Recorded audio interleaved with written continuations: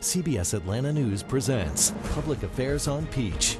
You know, it's a topic you hear us talk about all the time. We're talking about childhood obesity. However, the obesity epidemic affects adults as well. There is something you can do about it starting today. Good Sunday morning to you, everyone. I'm Brandon Rudette. You know, over the past 20 years, there's been a dramatic increase in obesity rates here in the United States. More people are overweight here in the South than anywhere else in the country. In Georgia alone, more than 29% of the population is estimated to be obese, and that can lead to problems with your heart, diabetes, and other major health issues. So, what can you do about it? Yes, it is easy to join a gym and say, I'm going to go work out, but for most people, that is not enough.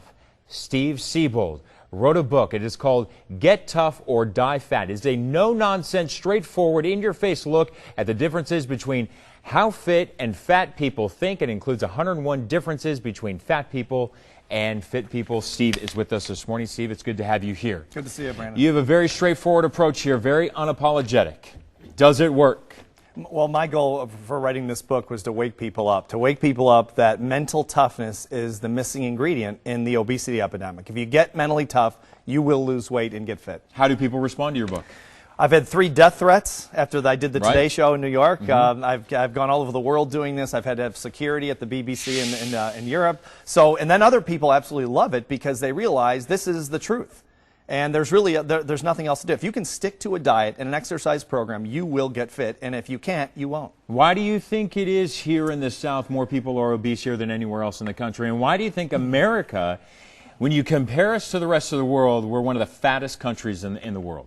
Well, the South, you know, and I live in Florida in the winter and Georgia in the summer, and we love our food. I mean, there's no question about it. These are some of the great food places in the country. And in terms of America, I think a lot of it's probably our portion sizes. I mean, you know how it is. You go to Europe or Australia or even Canada, and the portion sizes are much smaller. So there's some things that we have as a society that are working against us, but we can still solve it. I think it's, you know, I've talked to friends about this all the time, and you go to some place like the Cheesecake Factory, which I will say I used to work at, okay? But you go to a place called the Cheesecake Factory, and their portions are enormous, right? Because there's some sort of mentality with Americans is that we feel like, well, I'm paying $15, so you better give me a ton of food. You know, right. for something. Because if you go to a fine restaurant, you've traveled Europe, right? You go to a really nice restaurant in France or Italy, you pay a lot of money for dinner, but it's portion control, man. You come out, and at first Americans travel overseas, they're like, this is all I'm getting? It's all you need. Absolutely, yeah. And we can still have the big Cheesecake Factory or whatever portion sizes, but we have to have the mental toughness to eat half of it and push the rest away. All right, but how do you break through to somebody who has gotten themselves to allow themselves to be obese? Because a lot of people, you know, they do have health issues. They may have a thyroid problem, right? There are some. But a lot of people have no excuse into how they got their bodies to where they are today. So how do you convince somebody who's allowed themselves to go that far? How do you break them to change their life? Well, as you say, less than 1% of the population who's obese has a medical issue. Right. It's really about our lack of control, our lack of discipline. I agree with you. And that's why I put a picture of a graveyard on the back of this book, and people said, well, you're just being mean. I've heard that all over the world, and it's not at all to be mean. It's to wake people up, to shock them, to say you are whistling past the graveyard if you're obese. This is going to kill you. And this is not a game. This is serious business. And unfortunately, you know, most people are offended by these types of things, or the billboards that we put up here in Georgia. They're offended by that, but it's probably the wake-up call we need in this country. You know, we talk about addiction a lot on this program as well. You know, and there is a true addiction, and there are even 12-step programs for people who have food addictions. How do you convince them as well to try and change their lifestyle around? Well, I think this food addiction thing has been completely overblown. You could say someone that plays golf all the time, every spare moment, or fishes all the time, that they have a fishing addiction or a golf addiction. You don't think food addiction is anything like drug or alcoholism? No, I don't. No, I don't. And if it is, in any case, it's a tiny, tiny percentage of the population. This is not a pervasive thing in any society, for that matter, especially America. This is really an emotional issue that we've got to wake up and solve. We've got to grow up emotionally in this country, get tough, and fix this problem, or we're going to die fat. It's easy. You know, I will say, though, I think it's easy for somebody to sit there and say, get tough. I'm of the same mentality. I'm of the same mentality. No That's excuses. why you look the way you do. Right. And I work out 6 days a week. I train for 2 hours a day. Right. I'm of that mentality. But at the same time, how is it possible to get rid of obesity? To me, it's impossible. To me, there are always going to be fat people. There are always going to be overweight people. There are always going to be people who struggle with their weight. To me, it's not reality to think that you can get a population to get fit. And that could be just me, but I don't believe it's true. And I believe that sometimes if you get so demanding on a person, sometimes they'll just never get it.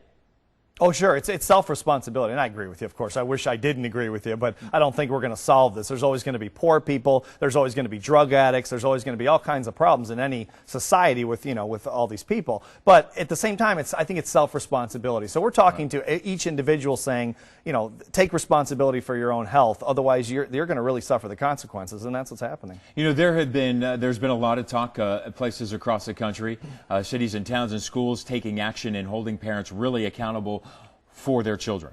Some people have said, hey, listen, you can't go into other people's families' homes and take away a child. I think we ran a story on it on our morning show that a child was being taken out for child protective services because the child was becoming obese.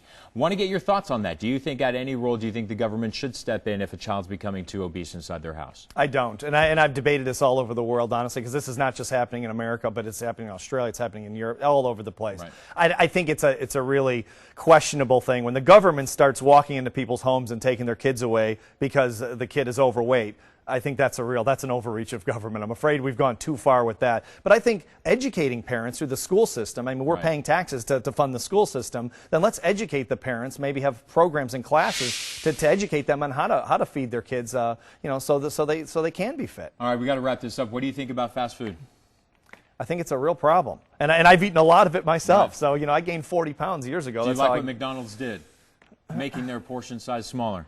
Are you do. Buying it or no? Well, I do, and yes, I'm buying it, but I don't like the fact that the government came in and was is basically strong-arming a private corporation, a very successful American corporation. You don't like what San Francisco did? No, I don't. And I did interviews all over California about that when it happened. No, I think it's an overreach. We've got to do something, but government, of course, is not the answer. Government is the worst answer. They're the most inefficient organization in the country. Yeah, and I'll just have to argue, and I would take the other side to that. I would say that then you're going to have to deal with the fact that people are going to be obese all the time. And when you go around strong-arming people trying to demand them to do something, people aren't going to always do it. It's up to the individual, just like it's up to you. You go to the gym 2 hours a day. I work out. I try to stay healthy and everything.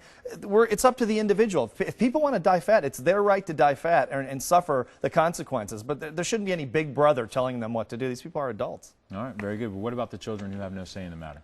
Well, that's children do not have a say in the matter. Well, they don't. A 6-year-old kid doesn't have the say in the matter. He hasn't got a wallet to go to the grocery store and get a healthy meal. Yeah, you're right. It's a tough issue. I agree with you, Brandon. I really do. It's tough, and I think education's probably the only way to really bridge it. All right, very good. It's good to have you here, Steve. Yeah, thanks for having me. I appreciate it very much. When we come back, we're going to be talking with a personal trainer about how to get started on a weight loss program and the scams out there as well. Plus, don't think you can do it? Watch this. I had to tell myself, the weight didn't come on overnight. It's not going to come off overnight.